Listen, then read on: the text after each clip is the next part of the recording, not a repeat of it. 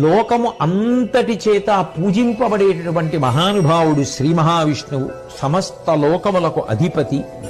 బ్రహ్మాది దేవతలకు కూడా దేవుడు.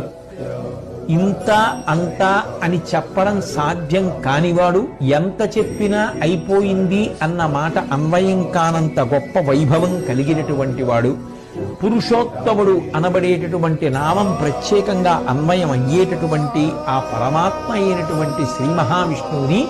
1000 నామములతో ఎవరు ప్రస్తుతి చేస్తూ ఉంటారో, విష్ణు సహస్రనామ స్తోత్రాన్ని ఎవరు నిరంతరము పలుకుతూ ఉంటారో, నిరంతరము కాకపోయినా కనీసం విష్ణు సహస్రనామ స్తోత్రాన్ని చదువుకోవడం బాగా అలవాటై రోజుకోసారైనా విష్ణు సహస్రం చదువుకుందామనేటటువంటి అనురక్తి ఎవరికి ఉంటుందో అటువంటి వారికి ఆ విష్ణు సహస్రనామ స్తోత్రము మంగళకరమై వాళ్ళ పాపాలని భయాలని పటాపంచలను చేసి వాళ్ళు సంతోషంగా ఉండేటట్టుగా